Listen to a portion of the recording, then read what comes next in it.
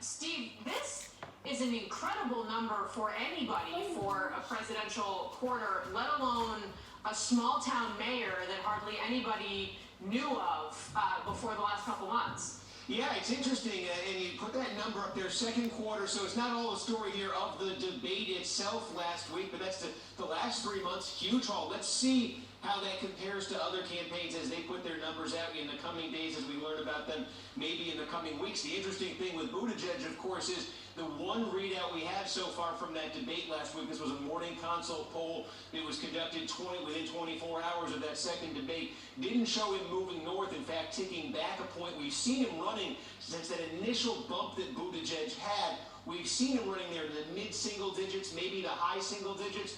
One thing, though, I've been talking about this that has stuck out to me about the support he's been getting, tend to get college-educated, self-described liberal, higher income, extremely engaged politically. That has tended to describe the base that's gravitated towards Buttigieg in the polls, and it's certainly from a fundraising standpoint, that's not a bad base to have. Yeah, and Steve, what else do you see in these numbers with this poll behind you about what unfolded on that debate stage? I see Kamala Harris has bumped up. Where do you see that support coming out of? Yeah, I mean, there you see the two big changes. Harris up, doubling her support, tying with Warren. Biden down 5 points. I was looking inside these numbers here to see was there a particular group that really went for Harris or really left Biden. And honestly, what you saw, I'll show you this. If you break this down by race, we've been talking about Joe Biden doing much better with black voters than with white voters. He's still doing better with black voters than with white voters. In this morning consult poll, he's off 5 points with black voters from where he was. He's off 5 points with white voters from where he was. And indeed, it's the same for Kamala Harris. She's up about the same amount with both white voters and black voters. So it's a bit kind of across the board right here. Biden just down, Harris just up, and a lot of other folks flat. Really interesting. I'm very, very intrigued to see the next set of numbers that come out post-debate. NBC's Steve Kornacki, thank you very much, as always, my friend. The next chapter on the road to the 2020 presidential election kicks off this week in the pivotal state of Iowa. Nearly all of the Democratic contenders will swing through the Hawkeye state. A state, of course, that caucus goers could ultimately hand the eventual party nominee what he or she needs to break out from the crowded field of candidates. Momentum. Joining me now, national correspondent for The Hill, Reed Wilson, and Des Moines Register editorial page columnist Rekha Basu. Thank you both for being here. Reed, let me start with you. You have been reporting on this kind of from the broad perspective, both across the field, but also historically. My sense has always been that you can't win the presidential race in Iowa, but you sure as hell can lose it. Yeah, the traditional line is there are only 3 tickets out of Iowa. There may be more this time just because of the size of the field. Yeah. And those who win are obviously get one of the tickets. Person who comes in second place probably gets one of the tickets. And then there's always the people who surprise, the people who do better than you anticipate they will going into caucus night. They don't have to win. They can come out with a big boost. Remember that happened back in 1992 when out of New Hampshire, Bill Clinton didn't win, but he came in surprisingly close. That vaulted him eventually to the nomination. Yeah, it's a good point. Rekha, you are on the ground in Iowa every day, reporting and speaking with Iowans, getting a sense of where these issues are, what issues are important to them, and how things are feeling on the ground. What are you picking up, especially in the wake of the debate, that we may have missed here inside the Beltway? So I think that going into the debates, people were just a little overwhelmed with the number of candidates, the size of the field, and they just weren't sure. I think coming out of the debates, there actually has been some settling of minds, although it's certainly not conclusive because there's a long time yet to go. But I think that people were, with the second debate, people were very favorably impressed by Kamala Harris. They also liked Buttigieg. Some folks liked Bernie. But what I noticed that is happening is the most kind of progressive wing of Democrats, who are the ones who are most likely to caucus this time around, are really, and this kind of echoes what was said with your previous group of guests, are really kind of tired of old white men dominating the show, and they're feeling like it's time for something different. Now, what's interesting about that is it's not that it's a demographic kind of a prejudice against old white men, but they really want people to be voicing the anger and indignation of some of what has happened to minorities, people of color, immigrants, Cajun children, Trump speaking up for white supremacists under this current administration. And they want someone who is going to, as Kamala Harris says, litigate the case most forcefully and most effectively against Donald Trump. Now, and I hear some people saying, for example, about Bernie Sanders, that his time has come and passed, that he's a little bit out of date with what's going on and with some of the anger and visceral issues, and also identity politics. He just doesn't seem to relate to that. His framework is more of an economic injustice framework, and I think Elizabeth Warren, on the other hand, has been able to pick up quite a bit of support among African Americans because she both characterizes things in an economic justice context, but she also speaks specifically to women of color. And it's interesting, I know that, some women of color have actually supported her and are starting to pay more attention to her than even Cory Booker or the people who are of color, like previously Kamala Harris. Now I think after the last debate, people are focusing much more on Harris who are concerned about racial issues. For sure, it's an interesting point. Reed, you also wrote about Joe Biden's efforts in Iowa, and I mean, if you pick up on what she's saying there, that people, maybe want somebody who's a little bit more ready to take the fight to Trump. That's the question. Biden didn't seem to necessarily stand above the fray on the debate stage. Yeah, and I talked to a couple dozen voters over the last few days in Iowa, and the themes that I heard constantly were that Joe Biden's time has passed, that people are looking for, I can't tell you how many times I had women voters especially saying that we don't want to vote for another old white man. And that applied, by the way, to Bernie Sanders as well, and not just the former vice president. Yeah. What I think we're going to see from Joe Biden in the coming weeks and months is a real effort to build the largest ground operation in Iowa. They're taking a page from the Obama 2008 playbook, from the John Kerry 2004 playbook, and they're trying to identify voters who are unlikely to show up to the caucuses, get them out to those caucuses and convert a vote, if you will. They've got a special little team in Chicago of volunteers who are texting these unlikely voters in Iowa, trying to get them to commit, and then they'll send field organizers to follow up. Biden's team, Biden's only been in the race for 2.5 months now. His team is already at 50 people in Iowa, which is among the larger sort of teams on the ground right now. They say they're just going to keep growing and growing and growing, and he's going to have the resources to build that really massive team. The big challenge, though, is a lot of voters just think he's yesterday's news, and Bernie Sanders is as well, and these other newer candidates. I heard a lot of fans of Warren, a lot of fans of Harris talking about the future. Very quickly, we talked about 3 tickets out of Iowa. Does Biden need to be number 1 to survive it? He's got to be way up there. I'm not convinced he has to win. Donald Trump didn't win Iowa.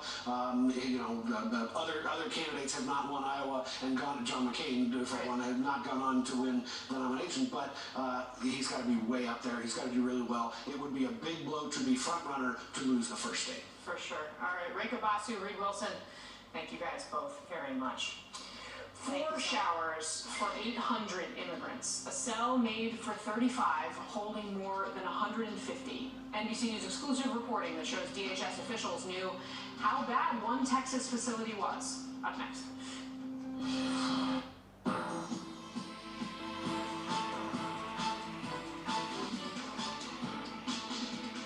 You're watching MSNBC International. We will not be quiet. This guy's behavior doesn't make any sense. We will remain resolute, This doesn't look good, General. asking what others aren't asking, Why would the president want Congress to investigate for information he already has? and wake up ready to do it again. When we break news, We have breaking news on the president's legal battle. we're merely breaking the surface of the story. President Trump's former campaign chairman locked up. Because beyond those 2 words, We're getting a first look at images provided by the federal government of girls who have been separated from their parents. is where the details lie, President Trump and Kim Jong-un making history. where the facts are buried. And the only way to uncover the whole story We have news just breaking tonight. is to dig deeper than anyone else. America has to move the permanent underclass. The most important social program is spelled J-O-B. These things can't happen without the proper policies in place. The question is, as you say, how to pay for it. Morning Joe, weekdays on MSNBC. No cutting tax. taxes. It's about reforming the system. Right. That's not what we're going to get. This isn't tax reform. This is just a tax thing. Last summer in New York at the Economic Club, Donald Trump said that his tax plans are going to cause the economy to grow 4, 5, or 6%.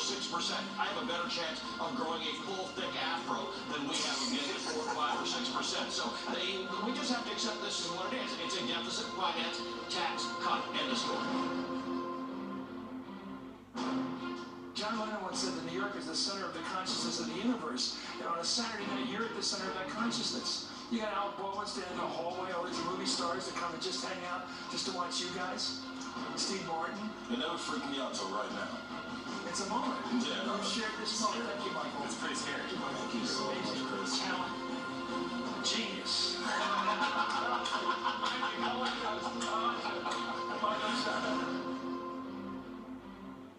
Tough on our leaders. It is a massive transfer of wealth to the wealthiest people in this country. Love for our ideals. This is a government of the people, by the people, for the people. Tough love. Administered nightly. Weeknight 7 to 11 on MSNBC.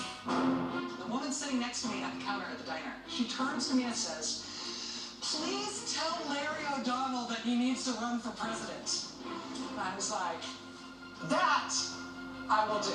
That does it for us tonight. We'll see you again tomorrow. Now it's time for the last word with the aforementioned Lawrence O'Donnell. Good evening, Lawrence. Good evening, Rachel. So it's my turn to blush. As I've been doing here. There is a very nice lady named Judy who definitely wants you to run for president. Wow. Yeah, Wow. Rule number 10, section 2A states a player shall not run with the ball without dribbling it. That's the rule. But what about our politics? Are there any rules anymore? And if so, will anybody play by them? These days, politics could use a little refereeing, and we're not afraid to blow the whistle.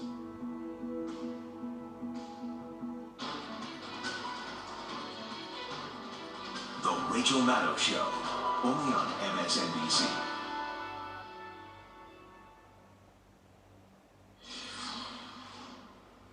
According to an exclusive report from NBC News, the conditions at one migrant facility in Texas were so bad that border agents started arming themselves for possible riots. The details come from an internal DHS report back in May describing, quote, dangerous overcrowding conditions at a border station in El Paso.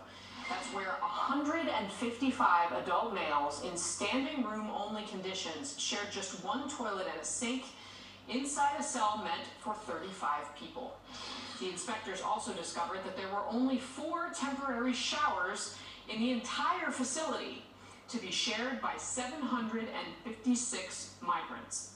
The details follow reports of horrifying conditions at other detention centers for children in the area.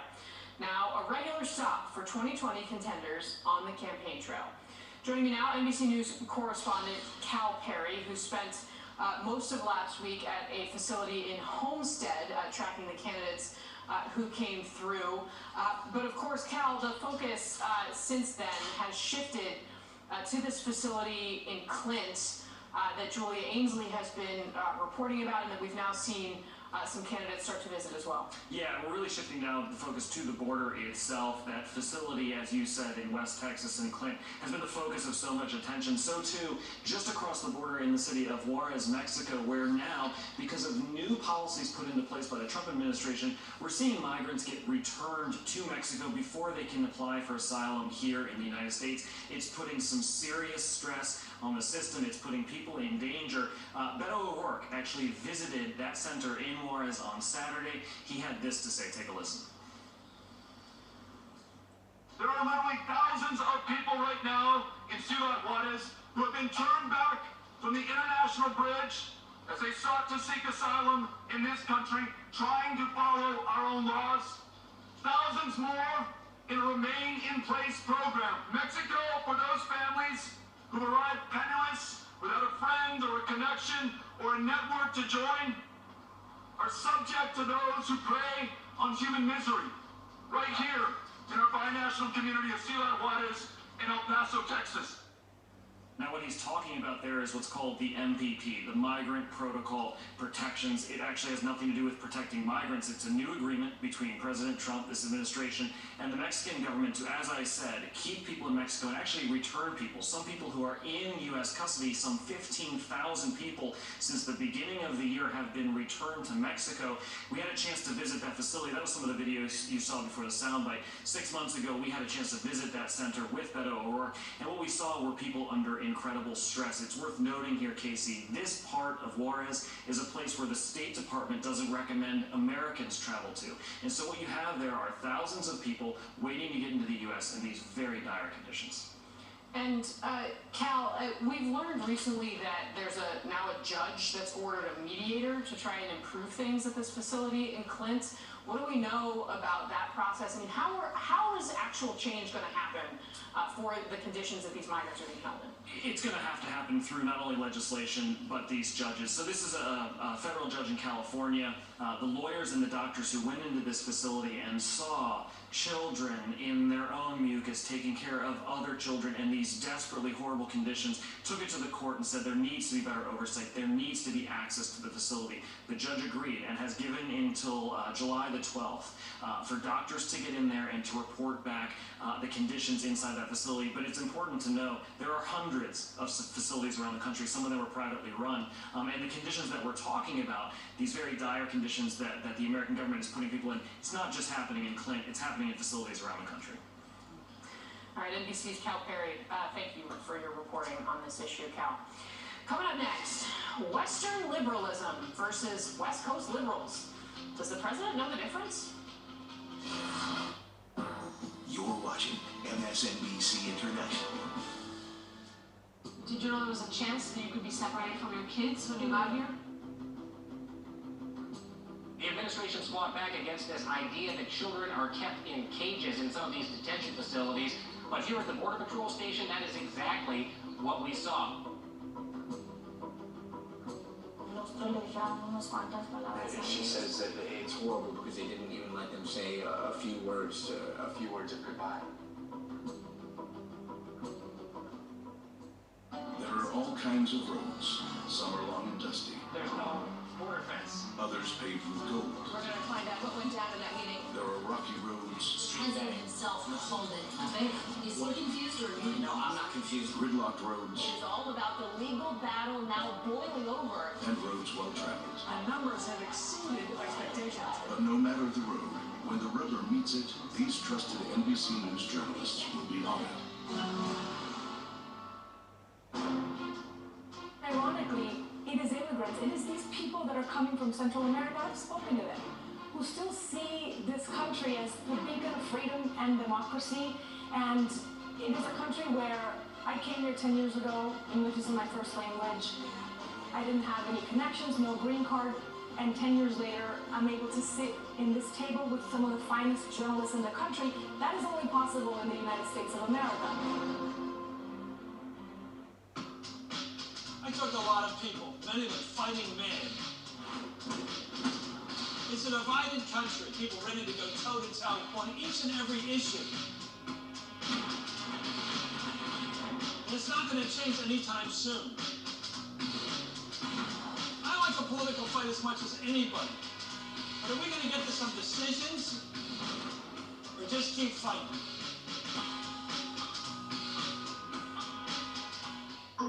Before it was the biggest political scandal in history, before it lent its name to every other scandal for 40 years, it was just an office building, the Watergate. What happened here changed history because there were reporters who never stopped asking questions. For my generation, the questions were about WMDs in Iraq, and we learned, again, don't just accept the official line. Now, who knows where the questions will take us, but I do know this. I'm not going to stop asking them.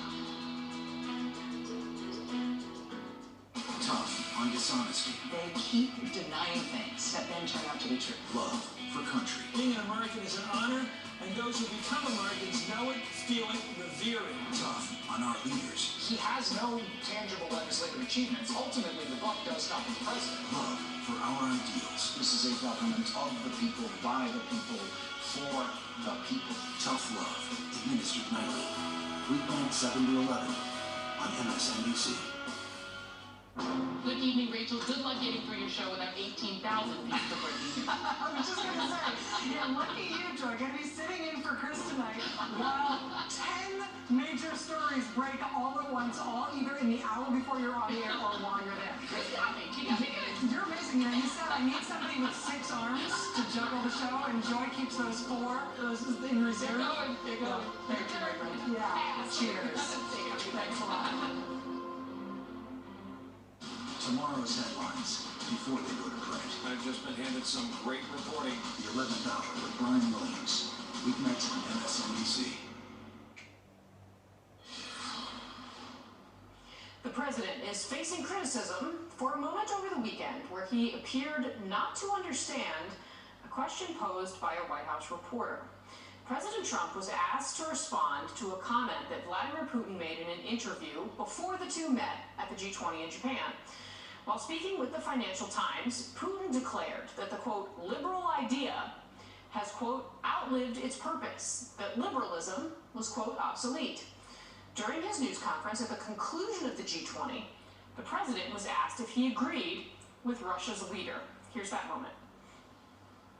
Do you agree with him that Western-style liberalism that has been defined over the post-war period is now obsolete and no longer relevant to today's world? Well, again, he may feel that way. I mean, he sees what's going on, and I guess if you look at what's happening in Los Angeles, where it's so sad to look, and what's happening in San Francisco and a couple of other cities, which are run by an extraordinary group of liberal people.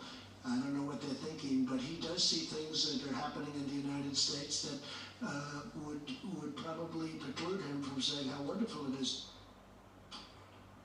There is a critical distinction that the president missed there between Western liberalism and West Coast liberals. Joining me now, Washington Post White House reporter and MSNBC senior political analyst, Ashley Parker. Ashley, it's great to see you. Has the White House had anything to say? Have they tried to clarify the response? Did the president just not understand the distinction? I mean, what were we watching right there?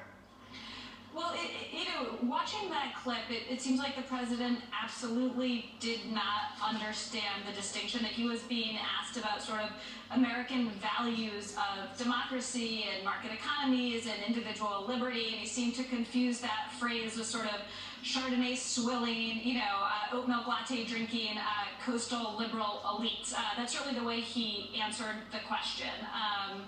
And that, I feel like that speaks for itself, frankly.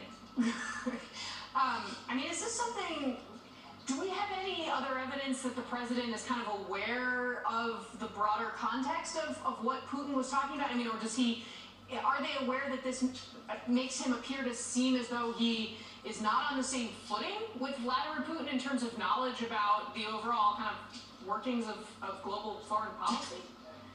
Well, I will say in general that this isn't something I've heard from them on. Admittedly, this is not the topic I've been deeply pressing them on either, but there's an argument they could potentially make that he sort of misheard or he misunderstood the question. It's worth noting kind of more broadly, and this might have been part of the president's thinking in his response, that he is incredibly reticent and really does not like to take on or contradict President Putin or, frankly, any number of strongman leaders. You've seen this at these summits, at the G20. He is much more inclined to agree with them. Another very memorable moment with Putin, of course, when he was asked, are you going to tell him not to meddle, to stay out of our elections? He sort of turned it into a joke. So some of that is the president's posture, where in a way that continues to confuse a number of Americans, certainly a lot of lawmakers, and even privately people in his own administration. He is often just very reluctant to be critical in public. People in the White House will claim that he's critical in private. We just don't know, because we're not there for these moments, and sometimes, especially with Putin, there's not even an interpreter there or a note taker there or anyone there. So you really are relying on the president's account of these very sensitive meetings.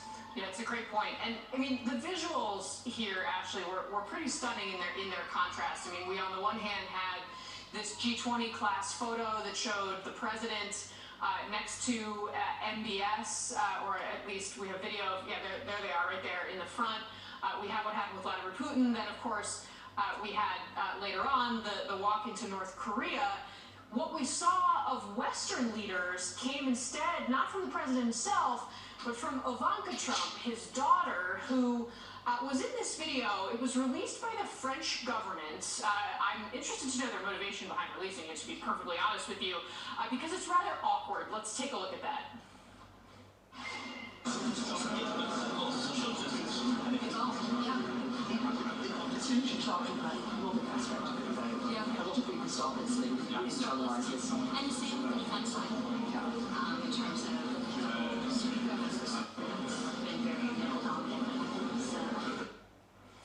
So naturally, the internet has taken it upon themselves to create memes of this with the hashtag unwanted Ivanka, where they have placed her on stage. There she is with Martin Luther King, the I Have a Dream speech, the Yalta conference, that's a painting, I believe, by Michelangelo. Here she is on Abbey Road.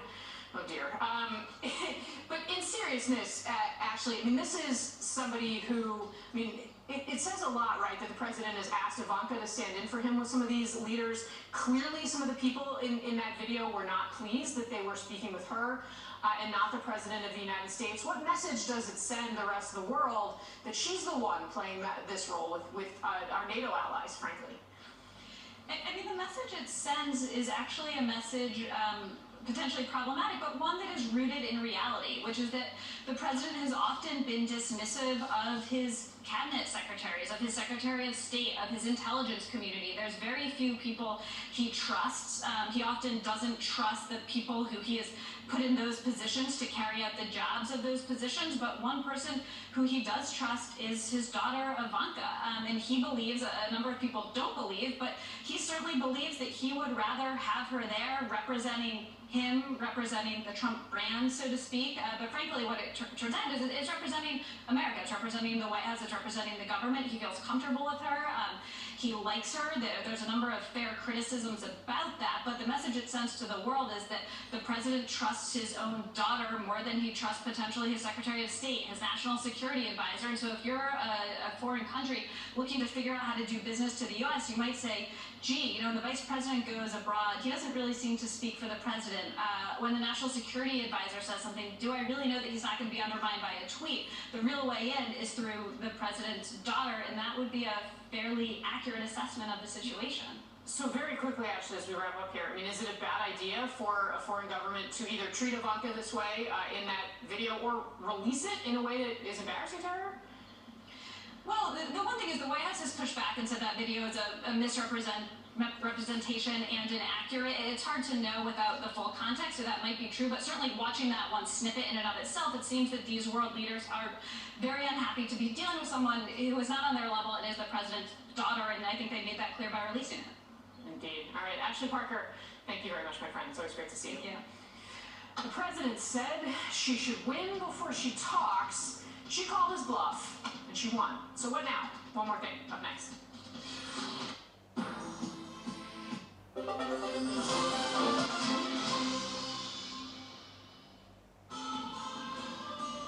eye in your house. Got a feeling nothing is forever. Keep your voice low. The sun is high, but I wish I could bathe it. OSN Binge. This is it now. Come out of the A shadows. non-stop viewing experience. Complete multiple seasons. Uninterrupted and unedited. OSN Box makes your binge viewing experience even better. Record all your favorites. Pause live action. Fast forward. And rewind. So take control. OSN Binge.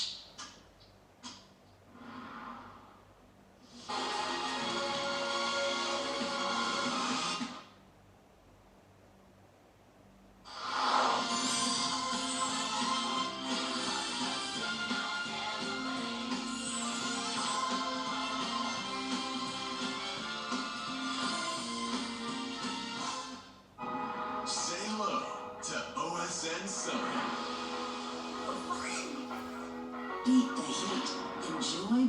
Ghostbusters. Sure, to keep you on the edge of your seat. It's your time. The latest series. Welcome, my daughter. Exclusive new seasons. Choose, watch, or binge. The best factual and lifestyle programs. This is the time that it's about you. Experience. Explore. Learn a bit more.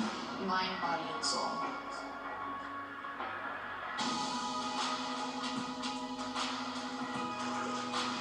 The clock is ticking. The stage is set. The pitch is ready. The ICC World Cup 2019 is here. Cheer or wipe a tear. The finest Arabic entertainment. Let your hair down. Relish every moment. It's exciting to be the first. All this and much, much more. Say hello to OSN Summer once more.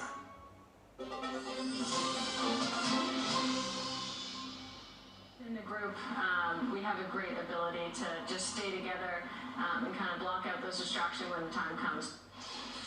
We should also note that jumping into the controversy, who else rather than far-left freshman House Democrat Alexandria Ocasio-Cortez, who issued a blanket invitation to Capitol Hill to Rapinoe and the U.S. women's team. That's going to wrap things up for us this hour. I'm Casey Hunt in Washington. Please do follow me on Twitter and catch me every Sunday night on KCDC. But for now, Allie Velshi picks things up from New York. Hey, Allie. Thank you, Brent. Have yourself a great rest of your afternoon, Casey. It is Monday, July 1st, Canada Day to some.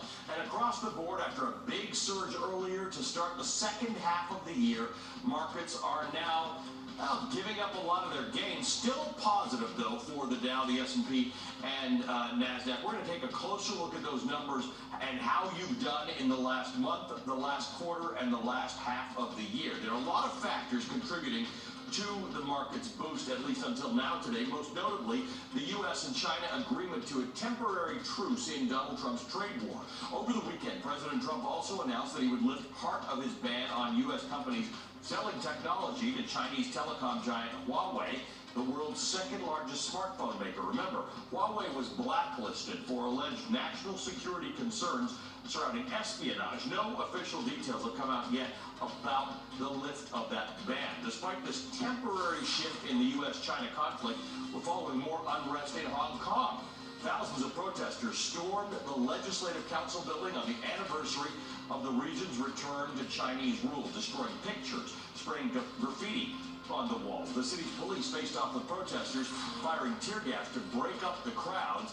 The government called for an end to the violence, but there are some reports that the general sentiment may not be all aligned. As one New York Times columnist writes, among the educated Chinese I know, a large number believe the protesters are wasting their time. They should be instead working to rebuild Hong Kong, they say, a city they see as a one-time beacon of prosperity that is losing its promise. Joining me from Hong Kong is NBC's chief global correspondent, Bill Neely. Bill, it's nighttime now. The protests have been dispersed. What do you make of today's activities?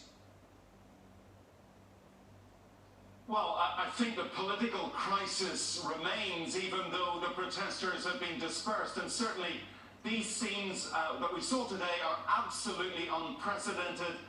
They've caused a big shock here in Hong Kong, and I imagine embarrassment and certainly some surprise in Beijing, because we not only saw hundreds of riot police disperse these protesters with tear gas, but more importantly, earlier, we saw the storming of Hong Kong's main government building, the seat of its legislature and the place where its chief executive, Beijing's hand-picked leader here, sits and disperses laws to the people of Hong Kong.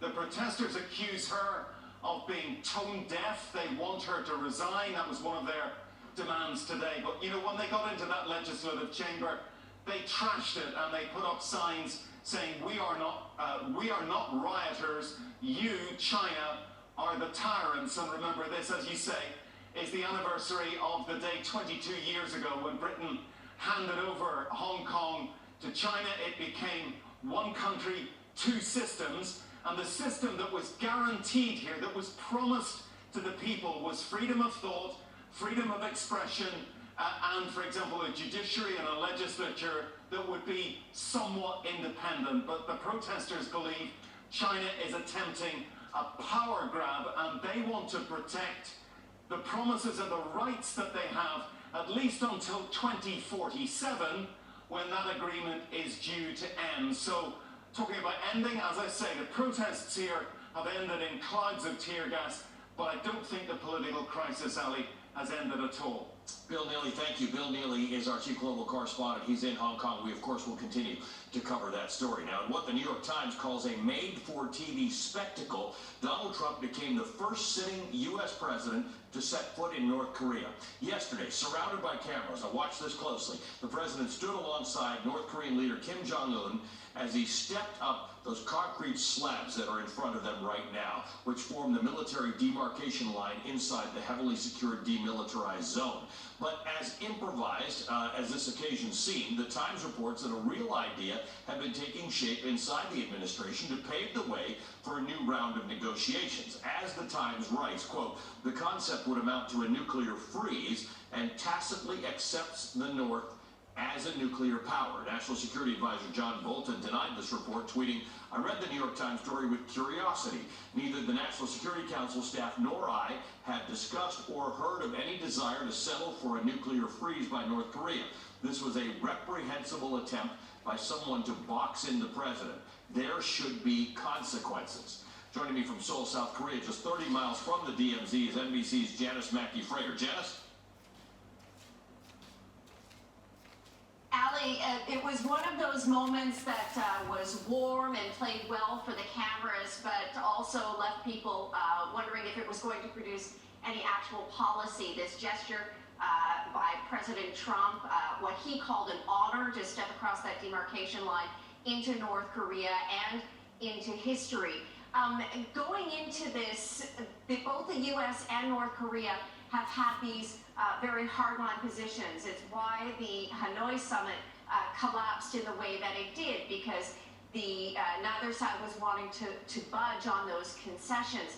So the fact that things are now moving ahead again would suggest that something has changed, that there has been a softening on either side. And President Trump did allude to the idea that perhaps there could be sanctions relief for North Korea. This has been a key demand for the North Korean side, that there be rewards for every step taken towards what the U.S. would call full denuclearization. So there is the sense that perhaps there is a shift in strategy on the U.S. side in order to move things ahead, to preserve what President Trump sees as his only foreign policy win. Both sides agreed that they would have their negotiating teams start to talk again, that things have been at an absolute stalemate for several months. The U.S. side will continue to be led by Stephen Biegun. He has favored this phased approach. And just further to what you were talking about with the reaction of John Bolton to that suggestion in the New York Times that the U.S. would be willing to accept some sort of nuclear freeze, there's been a lot of discussion on how unprecedented it would be that President Trump would take this move, would go into North Korea, would meet with Kim Jong-un in this very impromptu meeting without his national security advisor, not just at his side or in the room, but even on the Korean Peninsula. John Bolton was in Mongolia when all of this was happening. So people suggesting that that in itself speaks volumes. Ali? Janice, thank you. Janice Mackey-Frater in Seoul, South Korea for us. As previously warned, following the U.S. reimposition of sanctions, Iran has now officially violated the nuclear deal that it reached in 2015 with world powers. This marks the first breach of the international agreement since the Trump administration's decision to withdraw from the deal last year. According to the International Atomic Energy Agency, Iran has now exceeded the amount of low-enriched uranium that it's allowed to hold under the agreement, sparking concerns that Iran is on track to create a nuclear weapon. We should note, Iran has consistently maintained they do not want a nuclear bomb. The news comes after Iran warned the international community almost 2 weeks ago that it would soon breach the agreement in an effort to push European nations to provide relief from the sanctions imposed by the United States. Joining me now with the latest is NBC News' Tehran Bureau Chief Ali Arouzi. Ali, those the compensation or the efforts by the Europeans were obviously not enough to satisfy Tehran, which is why they decided that they would move ahead with this breach of the agreement. That's exactly right, Ali. They all met up in Vienna, bar the USA, because they pulled out of the deal, to discuss how they could move this forward.